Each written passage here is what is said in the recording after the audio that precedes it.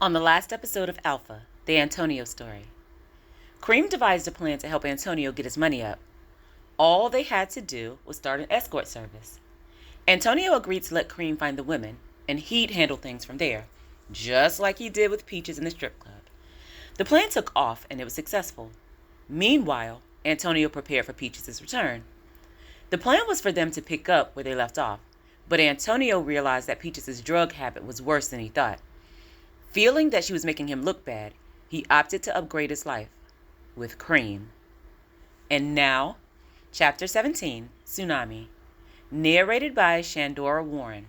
Music by Epidemic Sounds. Saying it got worse was an understatement. It was like experiencing a tsunami. There's always a forewarning, something that looks or feels out of place. Sometimes, it's like a minor earthquake. Sometimes, the water recedes to the point that the ocean floor is visible, but shortly thereafter, the water rises immeasurably and comes rushing in. At that point, it's too late. That's how it was. There were so many warnings. I should have known that the situation was going to get out of control, but I allowed everything to remain in place because I wanted it all to go my way. I still loved Peaches, so I kept her around. I wanted Cream, so I kept her around too. What resulted was a tsunami. Peaches loved me. That was never in debate. But let's not forget who she was, who she really was. Peaches was always a rebel at heart. At 16 years old, she was getting punished for pushing back against the boss. Peaches wanted to do the family thing with me, but once she realized that our relationship had reached a different place, she had no problem rebelling. That rebellion threw me completely off guard and caused a new rift in our relationship. By that point, it was 1994. Peaches and I were 11 years in. I hadn't even made it to the 1-year mark with Cream. I was in my office at the club when Cream came bursting in. She slammed the door behind her. "Tonio, you about to be real mad." That equals, "Antonio, you're about to be real mad." In my mind, there could only have been a couple of scenarios playing out. Either someone was fighting and breaking stuff, or the police were there. It was too quiet for either of those things to be taking place, so I decided to ask, "What's going on, girl?" Cream exited, gesturing for me to walk behind her. To my surprise, Peaches was on the stage, dancing, on the pole, nearly naked. I was absolutely infuriated, but the businessman in me decided to ride it out. I knew that making a scene would likely shut the place down for the night. The damage had already been done. There was nothing to be gained from dragging Peaches off that stage, even though I desperately wanted to. I whispered in Cream's ear, "Get her in my office the second she walks off that stage." Cream nodded, and I walked away. I sat in my office for a second. She must be as high as a kite, I thought. There's no way she'd do that otherwise. But to my surprise, Peaches walked into my office as straight as an arrow. Cream followed closely behind, assuredly intending to watch the show. "You wanted to see me?" she calmly asked. Surprised that her actions had obviously not been the result of a drug-induced stupor, I struggled to find my words. Knowing it was about to get real, I asked Cream to leave. She did. Peaches had her speech readily available, and it was honestly pretty hard to take. She said, "What? You don't like me dancing, Antonio? I thought that's what you liked." "That's what you like, right, Antonio? You went and picked up the stripper that I bought in to help build our business. You took care of her while I was in jail for your charge, made me watch you be in a relationship with her, and you keep acting like you're doing me a favor because you pay the bills at a place where you also live. You ain't doing me no favors, Antonio. I put all of this together. I've always put it all together. Now you want to act like I'm a nobody because you found something new. I'll tell you what. That apartment, it's mine. You go move in with you something new. And don't worry about how I'm going to pay for where I lay. I got a plan. I'm a stripper now. And guess what? They love me out there. I'll be just fine. If you want your stuff, I already packed it up for you. I gotta be honest. Peaches' words cut like a knife. Yeah, I knew she was bothered by the whole cream thing. I mean, who wouldn't be? I had been looking at it solely from my own perspective, though. Peaches made a hard bed for herself.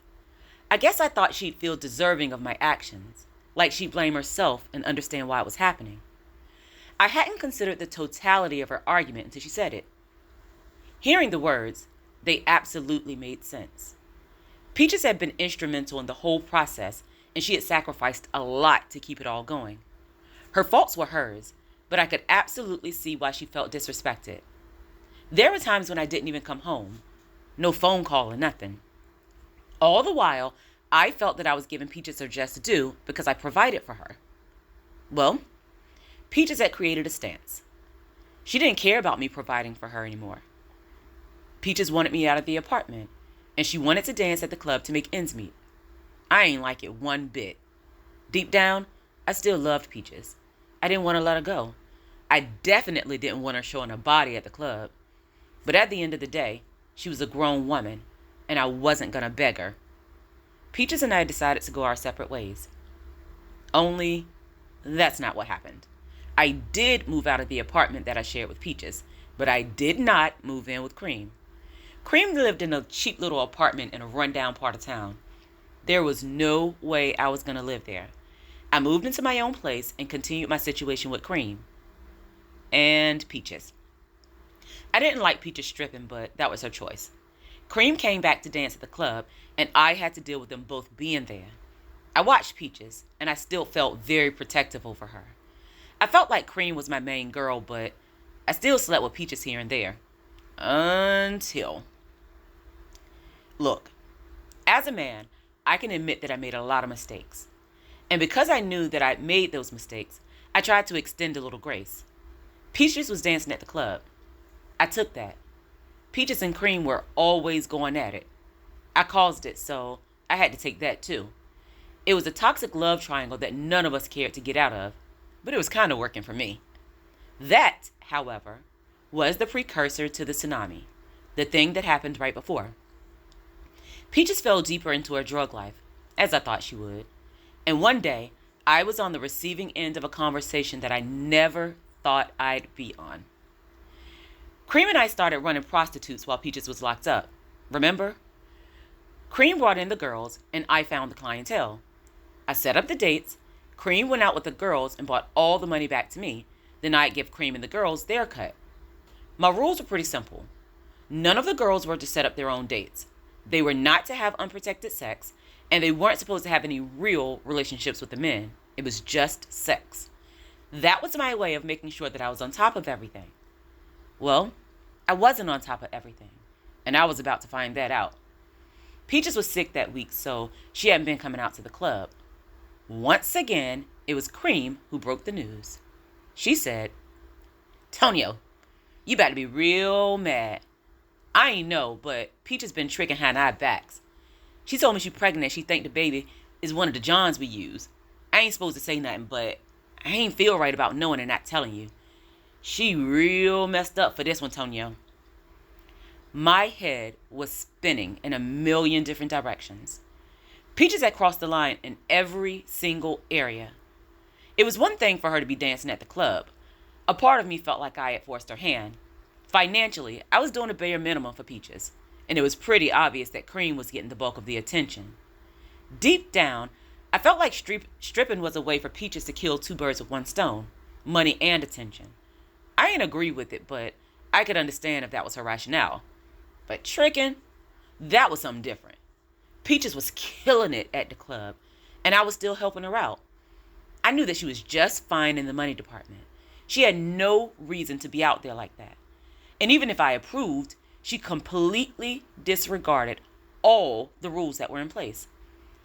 Peaches was obviously setting up her own dates, and she had unprotected sex. Thus, the pregnancy. There was only one thing to do. I had to confront Peaches. Thank you so much for listening. Make sure to follow Shinny Tells a Story on Facebook and Instagram. I'd love to hear from you. If you'd like to purchase books by Shandora Warren, they're all available on Amazon in ebook, paperback, and some in hardback formats. Please like, follow, and share this podcast with your friends, family, and frenemies, because all relationships matter, even the toxic ones. Thank you so much for helping me create the world that I want to see. This is my 10th book. Oh yeah, you're welcome.